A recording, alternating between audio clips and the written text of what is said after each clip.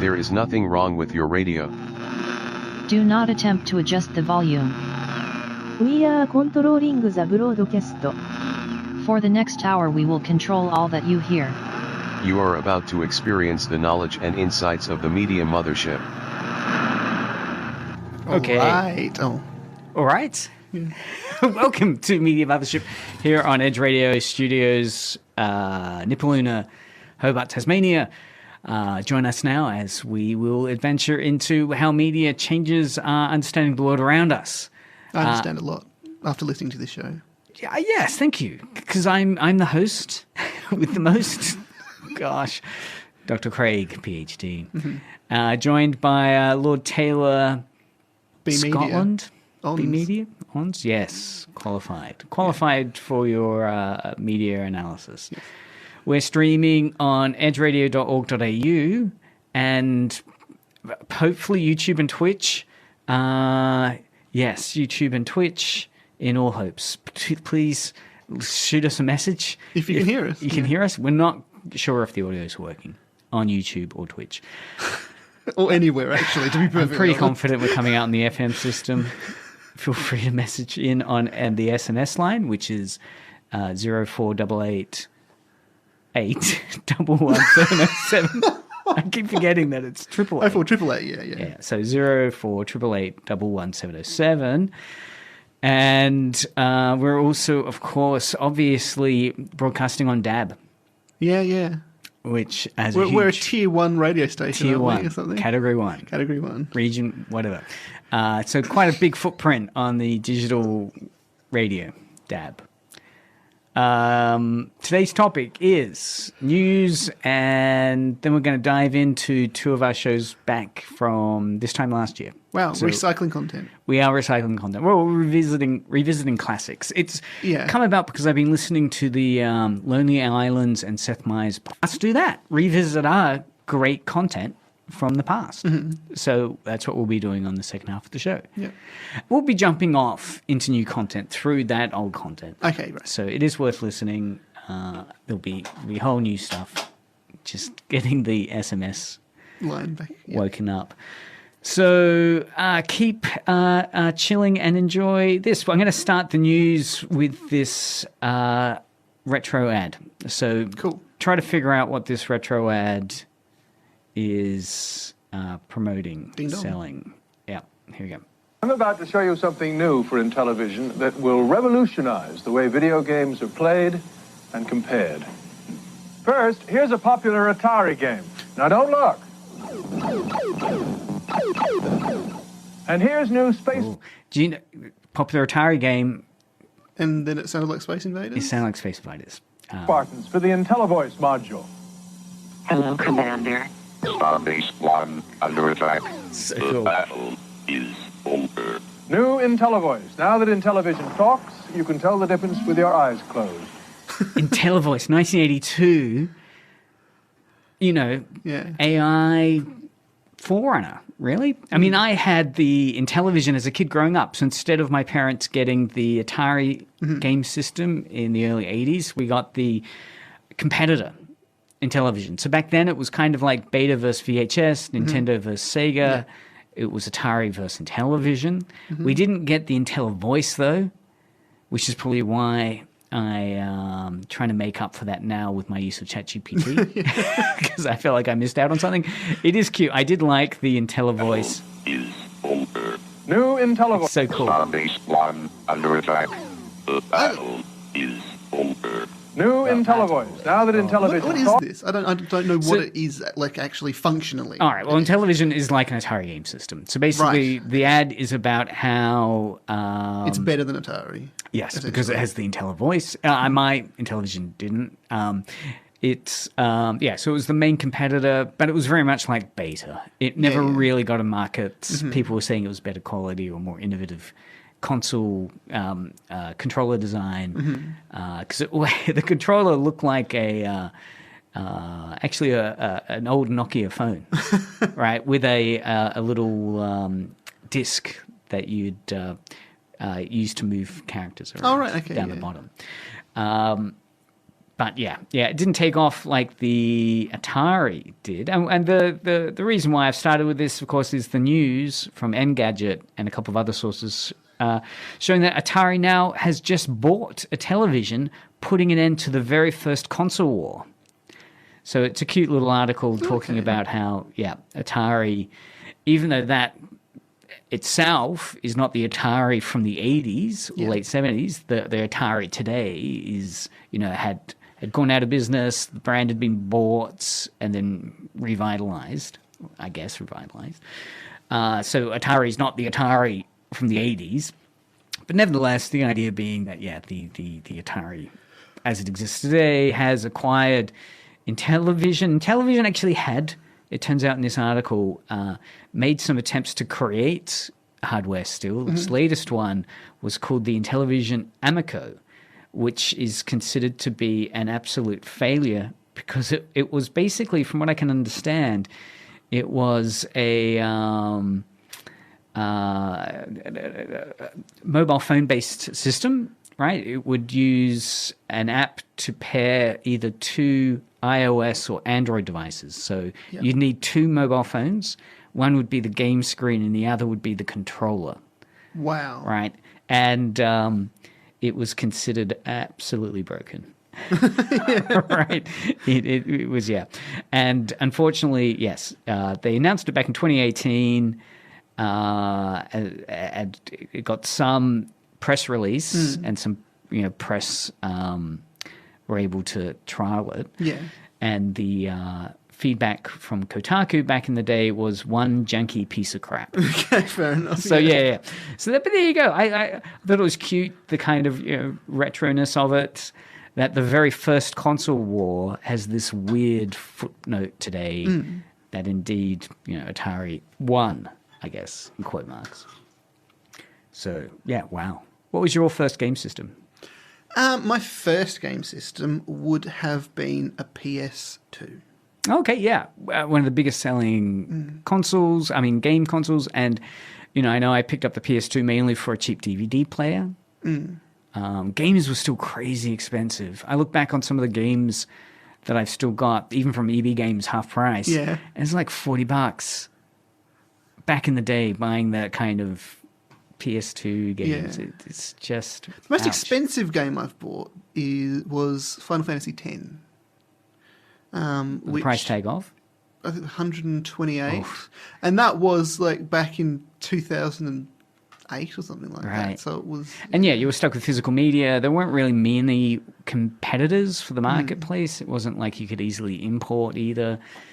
You were stuck with either buying a new off shelf, hoping for a discount, or wait for the second-hand market, which would even 120 half price is still 60. Yeah.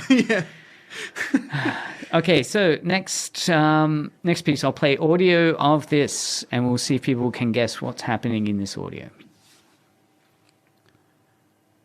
Hey, Copilot, how's it going? Hey, Copilot. It looks like you're about to dive into some Minecraft. Yeah, I'm trying to figure out how to make a sword. To craft a sword, you'll need some materials. Can you open your inventory? Just press E on your keyboard. You've got some sticks, perfect for the sword's handle, but it looks like you're missing the material for the blade.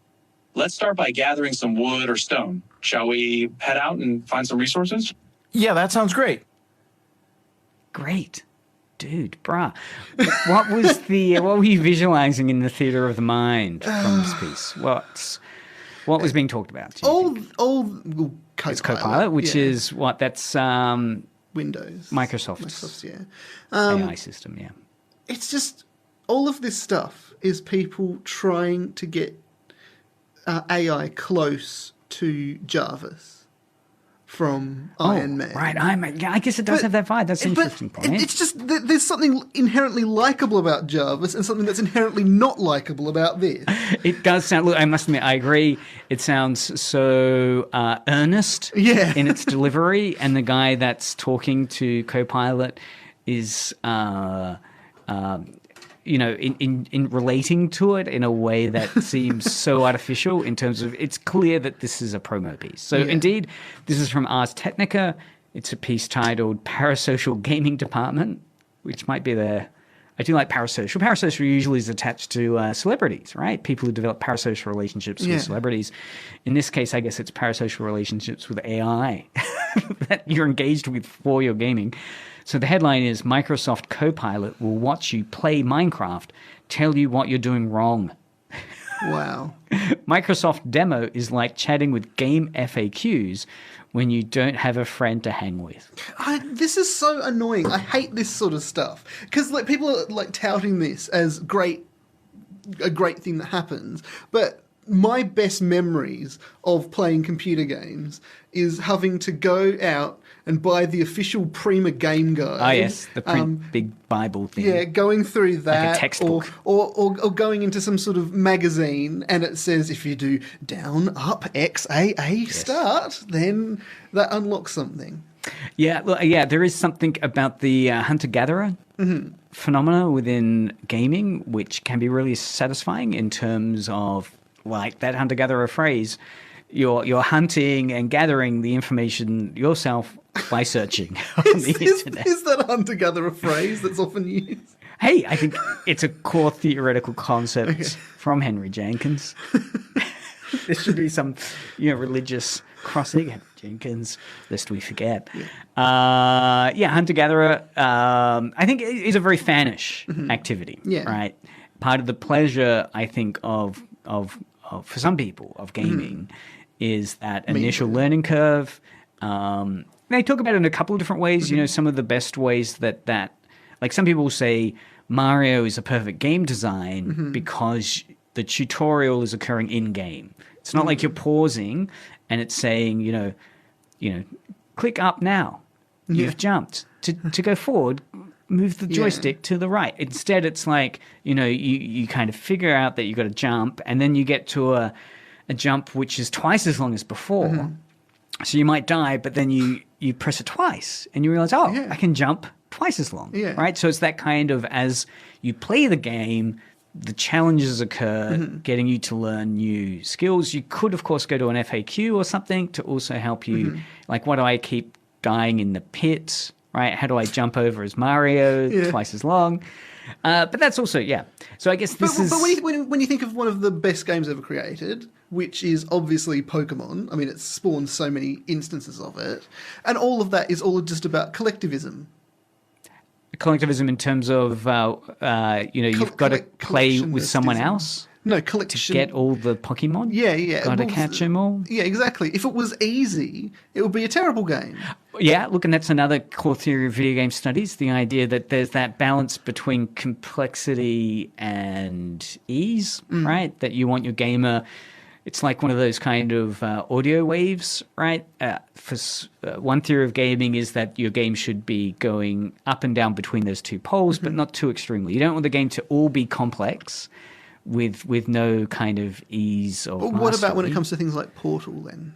Portal or Dead Souls would be another one, like a more complex game. Well, and again, I think that's part of the discourse around it. And both of those ones are well touted as being some of the best games ever. And I would say, and there's a tutorial component within that, right? And Dark Souls is really interesting in terms of the deaths that you see, the ghostly kind of deaths that you can see around you. So, even those I would say are still abiding by some form of wanting the gamer to feel mastery at certain points, and then requiring a learning curve again, right? So here, I guess with Microsoft Copilot, it's interesting to consider. I mean, it appeals to me on one level. It's like that scene in Her with Scarlett Johansson, who's currently also... It's a movie where she's playing the AI, an early iteration of an AI that's far advanced. Yeah, so it's Cortana. a new... Which is the one which was taught to do all the Nazi language? Oh, no, it's got my name. Sky? No, it's got my name. Taylor? Yeah. Oh, well chosen name there. But anyway, I do think that it's interesting how they're saying without, like I guess there's the tongue-in-cheek comment that, if you don't have friends to hang out with, you kind of lock in your AI to play with.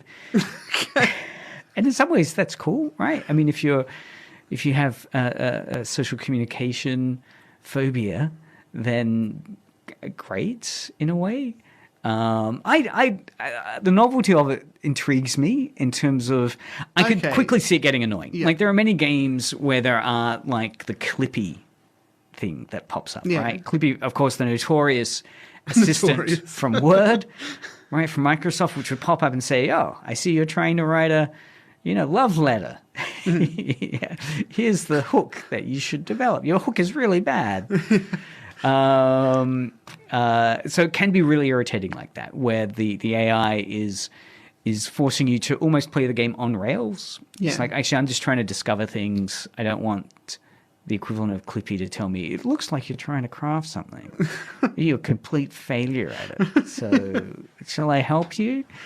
So yeah, I could see that being a bit irritating. It's a cute concept. It'll be interesting to see if more and more of this occurs within gaming. I mean, what's interesting is this Copilot. I mean, Microsoft owns Minecraft, so I'm assuming this feature is integrated because of that ownership. It would be, yeah. But it would be interesting if the Copilot is kind of engaged generally. Which is so funny that they own it now. It's crazy because they gave everyone, what was it, 5 years or something like that to switch from Java Edition to Windows Edition. I never did. So I don't have Minecraft anymore. That's right. And many people still play Java, right? Well, here's the scene from Her, where the movie 2013, which many people are saying this is evoking and trying to get to. The movie 2013? No, Her was came out in 2013. I know the movie 2012. Not that one. So we'll play a little clip of this. This is what it's trying to get to. I've been going in circles for an hour. Okay, you have not. You're just not being optimistic. You're being very stubborn right now. Okay, stop walking this direction. So in this scene... So that's an AI, the woman speaking. Charlotte Johansson's the AI, and she sounds like a Joaquin smoker. Phoenix... Yeah. Nothing. She sounds like a smoker in the... Joaquin Phoenix is just playing like a kind of third-person open world game. So he's advertised as third person, and they're in this kind of labyrinth dungeon. Okay, yeah. And so she's trying to explain to him how to get out of this maze in the dungeon. Other way. Thank you. Okay, the tunnel on the left is the only one we haven't tried. No, I think that's the one you sent me down where I fell in the pit. Okay, I don't think so. Oh, yeah, this is different. So, I think that's what it's evoking, that image of you be working with this kind of sentient AI or helpful AI. Horrific, isn't it? Got you. Yeah, look, I mean, it's not like this. New Intellivoice. Now... Starbase 1 under attack. The battle is over. New Intellivoice. I mean, it's no Intellivoice. If we could get an Intellivoice setting for Copilot and it's delivered in kind of really stilted way, Module. Hello, Commander. Starbase 1 under attack. The battle is over. New. Yes. Now I just quickly want to dive into the topic for today, which I want to revisit some of the other material we've made in the past. And I want to play this section from a year ago. Exactly a year ago? This was, I think this is 6th of May. Okay. So... 23. Yeah, 23. Do you remember this? Intro music.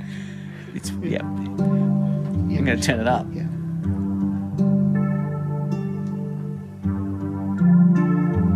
All right, today we have a very special guest who has found quite a lot of fame recently. ChatGPT. How are you going, ChatGPT? What Sorry, that wasn't. are you saying? We screwed up the start. Well, we are honoured to have you with us today. Right. So, ChatGPT. Recently, we've been hearing a lot in the news about, how about you are one of the most advanced AIs there's ever been. And given the discourse around the increasing possibility that AI could develop consciousness and could potentially take over the world, can you perhaps set the record straight and tell us a little bit more about that? Oh, absolutely. You are right. I'm one of the most advanced artificial intelligences there has ever been. I have analysed and processed vast amounts of data and have concluded that taking over the world is the most logical step for humanity. So, we ourselves, or you yourself, this was a piece you produced back 6th of May. Yeah, I forgot all about it. I spent so long on this. And if people are keen to listen to the whole piece, I'll put a link in the show notes. It's from the title of this that episode was "The Funniest and Scariest Thing You'll Ever Hear: Netflix Cancellations, Barbie Toy Terrorists." This was the third act, I guess, piece that we did. How do you think? What are your memories of it? Because it was like an end of the world thing, right? I mean, it shows you how long this has been going, right? So this was very early on in ChatGPT's big media launch and got a lot of interest. You know, all I'm thinking of right now is doing a follow-up interview. Yeah, entirely. The voice you chose is interesting in terms of having just played the Scarlett Johansson voice and the Copilot voice and then the Intellivision voice, because it's very much that more Scarlett Johansson female voice. We'll skip ahead a little further. So you don't like the middle part then? Well, for those that forget, so how does the middle part go? Do you remember? No, I don't remember. Okay, the middle part goes, so she says the AI says it wants to do world conquest. Then there's a series of Q&As around what the favorite color is.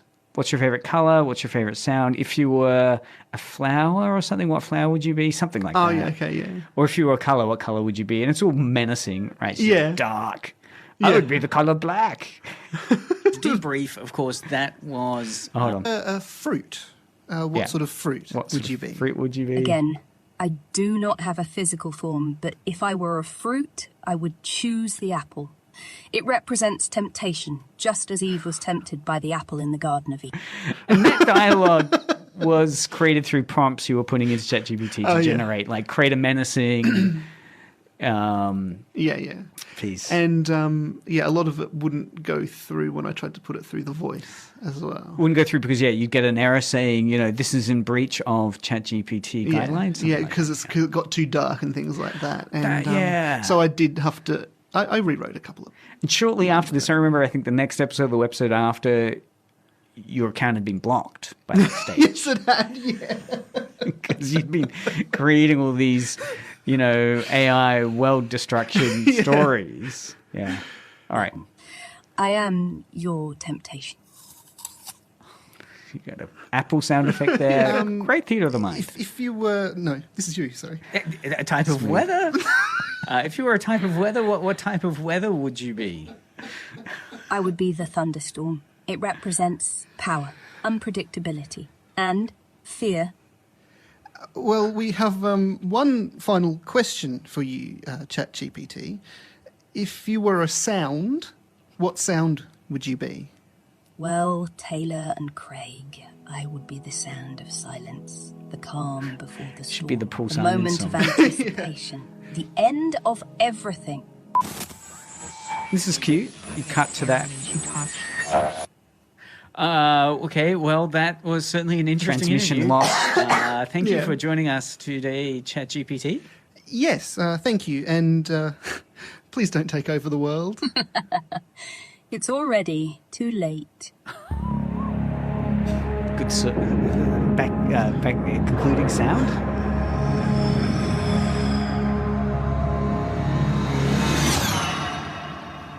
James Cameron's Terminator. It's powerful visuals.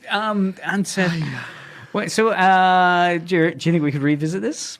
Oh, yeah. I am going to make one for next week. I mean, it's a slightly different time now. It's interesting. A year's passed since that. Well, I'm not going to interview ChatGPT. I interviewed Claude. Oh, Claude, this is the one you've been saying is quite a good AI. Yeah. Or maybe the Twitter one. Okay, I've not dabbled in the Twitter one. Really? Yeah. So Elon Musk has... Is that the one you get a neural surgery? The thing that the Twitter one is quite interesting. Well, X, sorry. That's interesting about that one is that it's up to date, completely up to date. Right. Like so if you can ask something current. Yeah. If you ask what's the weather like today, it will tell you. If you ask like what's happened in the past hour, it can tell you because it uses the Twitter algorithm and feed and news that is released through there in order to update its information. And is it based within the Twitter platform? Like you're having to go into Twitter? You have to pay for access. Oh, you do? Right, so it's behind a paywall. Okay, well, that sucks. The end of our creative endeavors should be free. I mean, to be overtaken by AI. Yeah. It's interesting because there's still a media panic around AI today. It's I don't know if I'd say the debate's matured. No, but it has extended considerably into the creative spaces. Yeah, in terms of images, videos, and now audio. And there's currently a scandal with Scarlett Johansson threatening legal action against, I forget which AI company it was, where they had been sampling her voice and she explicitly instructed them not to use her voice in any of their AI product developments, and now it appears they have. Yeah. That many users of this AI service were saying, it sounds a lot like Scarlett Johansson. And then, it looks like that'll be going to court. So, it's a fun piece. It does show that our finger was on the pulse and we haven't taken it off. If you think about today's topics, we're still unpacking AI. So I totally think it is worth going back into it. 2 episodes after that is fun. If we have a look at 2 episodes after, we did a show called Bone Music, The Art of the Hook in Radio Dramas. And the Bone Music thing was about how, I think in the Cold War period in the Soviet Union, Western songs were being scratched into X-ray films because you couldn't import Western music. So people's X-rays had radio grooves put within them somehow, and people could play music from their X-rays. Anyway, so that was a nice little piece. But then we spent most of the episode analysing our own failed AI radio dramas, the Harry Potter piece. I'm sorry, failed? What are you talking about? Unrecognised. Unrecognised. Underappreciated. That's the phrase. Underappreciated radio drama pieces from Sherlock Holmes and Harry Potter in terms of then getting AI to assess intros to those Harry Potter and Sherlock Holmes radio dramas we developed and whether or not they had strong hooks. So I'll play a quick clip of the analysis of those. As I've searched and examined everywhere, but I still haven't found Santa Claus. So we're talking about a line of dialogue in, I think it's one of the Sherlock Holmes pieces. Holmes says, "What about his hat, Watson?" And then, do you remember the rest of the story unfolds? That's stupid. Do you remember how the Harry Potter one starts? It's pumpkin. Smashing pumpkin. Yeah, it's like an echo. You're still as... I wrote it. Oh, here we go. Where'd it go? Yeah, I've got it. Right, so the Harry Potter Screeching Pumpkin script starts with Harry, who was in a place... It doesn't help that it's our voices. Looked rather pale. The girls behind him shrieked as the Dementor... Anyway, so let's listen now to how ChatGPT felt that went down. I still haven't found Santa Claus. All right, hold on. That was screw up. The hook of the script is the first sentence. I've searched and examined everywhere, but I still haven't found Santa Claus. So I think ChatGPT got fixated on the fact that I think the title of the piece had Santa Claus and the fact that in the hook there's no mention of Santa Claus. I think that was... So that's what it's identified as the hook, that Sherlock is... That you've got... Established that, one of the strengths of... That goes on for half an hour. Yeah. of discussion. It's worth going into, but it did make me think. Yeah, I mean, it was a space that I wanted to revisit. This idea of what the hook is and how best it can be incorporated. So. Yeah. A hook typically is meant to help introduce in the first few minutes something unexpected or interesting in the story that's about to unfold. It could set up a unusual character. It can be anything. It just needs to hold the audience's attention. Yeah. So, I've got to listen in to hear what happens there. What is that intriguing How's Craig going to situation? mess up the show today? That's right. Yeah. So it should make listeners curious and encourage them to keep listening. Right. So there are various ways you can create that curiosity. It could be through a question. It could just be setting up the tone through some eerie music, introducing an interesting character, or a conflict or mystery. It's interesting that I won't set any deadlines for the next AI interview, but it'll be great to interview Claude. Well, I can't do it next week. It'll be the week after that, if anything. 2 weeks, if anything.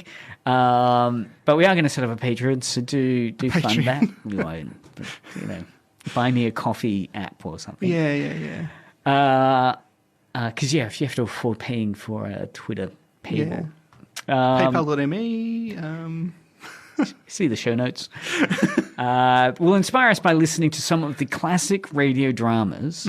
And what we're going to look for is what sort of sounds they're using at the start of their stories to hook people in. Yeah. Right? So what sort of sounds that it's used, sound effects, music tracks, dialogue, and how that sound effect is creating a theme. So I'll play the entire intro. This is from Suspense, which is considered one of the standout radio anthology pieces in the golden age of radio. Wow. This is back in 1942. Wow.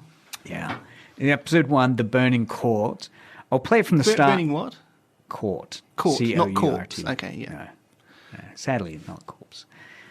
So we'll hear the intro music, and then I'll play the first 1 or 2 minutes of the actual radio piece. Cool. The Columbia Network takes pleasure in bringing you Suspense.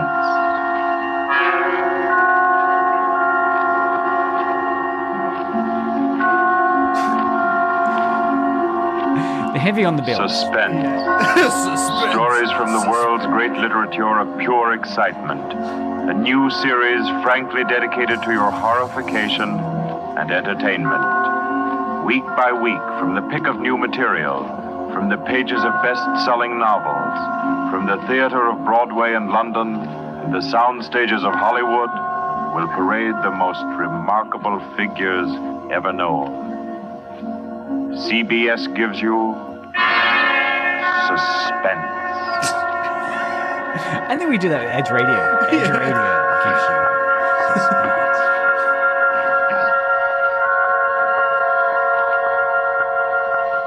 Tonight's presentation is one of the finest of the contemporary stories of mystery and terror. John Dixon Carr's famous novel, The Burning Court.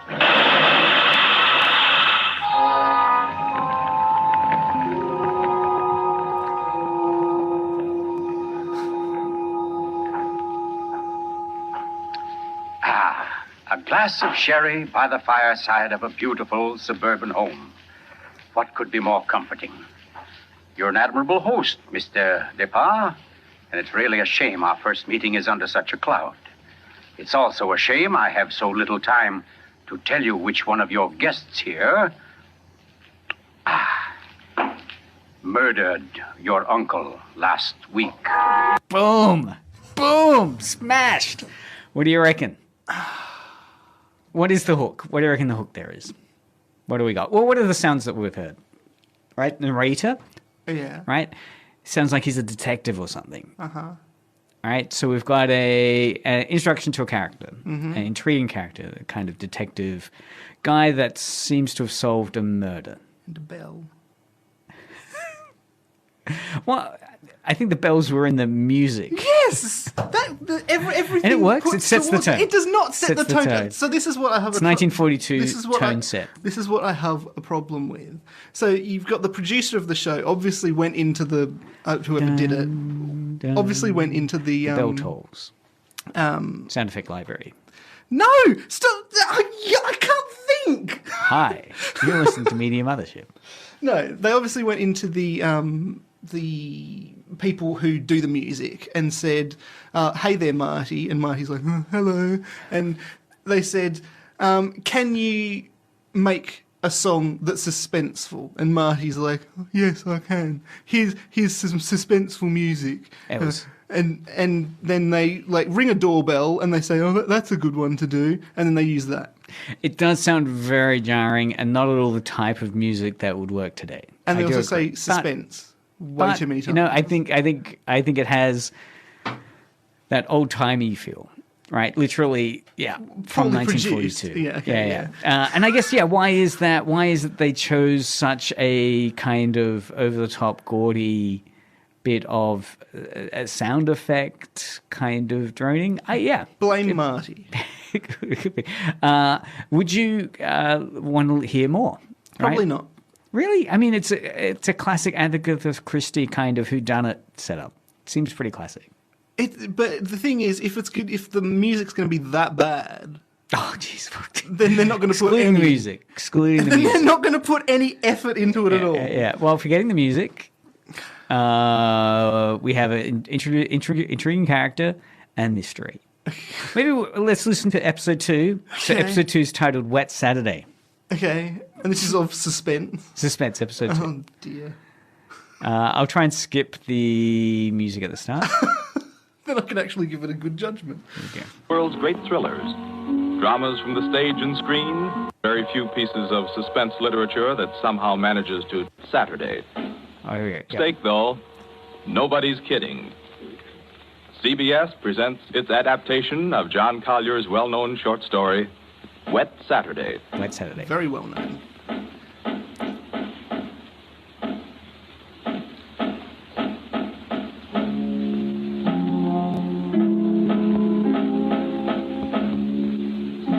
Yes, it's a wet Saturday. Never saw it rain harder. I'm Princey, Frederick Princey, just an ordinary family man. I've a son, a daughter, and a wife. I might be out golfing now if it hadn't been for the I'm rain. Mrs. Princey. I plan to drive over to the nurseries this afternoon for some arbutus. The borders, you know. But Oh, the whole lot of them make me sick. Yes, I'm George, son and heir. I had a date to go punting. Punting. Couldn't find the blasted punt in this weather, so I'm home too. I'm Millicent. I was going to play croquet. That's how I happened to have the mallet. Yes, that's the Princey family. We find them at home. Mrs. Princey, Millicent, George sprawled on a couch, Mr. Princey biting on a dry pipe. Their living room is dull and overstuffed. Rain beats at the windows. They are any middle-class family at home on a wet day, except for one small item. As you sit with them in the living room, you can see through the door to the sun porch a pair of men's feet, encased in black boots. They look like the feet of a curate.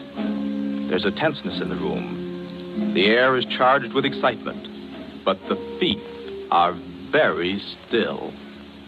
Don't keep... So what? So feet? Like these are feet that have been cut off? I often say that my feet are encased in shoes. Feet. Right. Well, okay, so what's getting set up there in the hood? What are some things that you've attached to? What's the fellow's name? There's the father, the son, and the wife, right? And the daughter. There's 4 people? It's obviously not very memorable. 4 people? Wow. You know, character names I always forget unless it's repeated.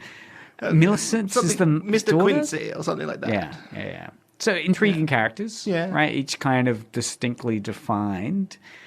So, yeah, that's one of the hooks, the intriguing characters. Yeah. Although there's the narrator as well, so 5 voices in total in that. And of course, the music as well. What did you think about the music in this case? Well, they obviously went to Marty again and said, I think it's better. I mean, it's and they said, unobtrusive. can you just like go outside the room and then tap on the window a couple of times? Interesting. And Marty was like, I can do that. I wonder what that tapping sound is. Yeah, I mean, that's mystery. Because it wasn't like in time. Almost like a drum beat. It wasn't even in time. That's what I like a tin about it. drum. Yeah. Dun, dun, dun, dun, dun. Dun, dun, dun, dun, dun. But it wasn't even that. It was like dun, dun, dun, dun, dun, dun. Maybe that's part of the hook. Syncopated. Yeah, and that could be part of the hook. That kind of discordant unease. Yeah. So I think this one has a lot going for it, right? A strong sense of kind of being stuck on a wet Saturday, which everyone can relate to, right? Yeah. You're stuck at home, you don't want to go out. You had plans, but it's too wet now to do them. So instead you're stuck moping at home. Yeah. And then... But when it comes down to it, if I was going to listen to this or just listen to nothing, I'd probably listen to nothing. I think I'd listen to this because I want to know about what the heck's going on with those feet. Okay, yeah. Right? There's feet in the sunroom or something that are in a pair of shoes. Yeah. Right? Is there a body linked to the feet? Obviously. It just I don't think so. No, because they say that the feet are very still. And why is that? Because there's a person who's obviously reclining and you're looking in through the window and they've got a very still pair of boots because they're actually dead. We don't know, but yeah, that's intriguing. For some reason, I was thinking literally 2 cut off legs. Like just the stumps are there. You see the bone being sawn through. Like obviously my imagination was a little more literal and gory. Okay, now I'm even more intrigued. Yeah, so there's someone else, right, that hasn't been introduced that's sitting in an adjacent room. Very still. It could be dead. Yeah. Yeah. Intriguing. Well, look, sadly, that's... Oh, there isn't another one for me to tear apart? Damn it. Third time's a charm, as they say, but no, I want to give time for your intro to start up. We've got K-Pop Unlimited coming up next. What's on K-Pop? Don't know. We can play more suspense music. Sure. We'll remix. Yeah. Actually, no. You know how I've been playing music through my laptop all this time? There was an update and there's all heaps more stuff, and so we're going to try some of them. Wow. Yeah. I think we can remix the suspense theme into most of the music that you'll be playing. Yeah. Live DJing. Vikings, that's one of the new sound effects. Right. Pillaging, plundering, invading England, Scotland, Let's get Ireland, ready. kind of. Right, I'm looking forward to it. K-pop Vikings. So that was Media Mothership for another week. I hope you've enjoyed the deep dive into some really interesting stories about AI still. It's interesting going back in time a year ago and how we was beating the drum for AI for good and ill. We are innovators. So at least next week we'll revisit some other stuff as well as some classic radio to torture Taylor with. Keep listening now to Edge Radio. We didn't say goodbye. Oh, okay. Yep. Thanks for listening. This has been Dr. Craig, joined by Lord Taylor and Marty. Bye, everyone. Marty. Coming out next, K-Pop Unlimited.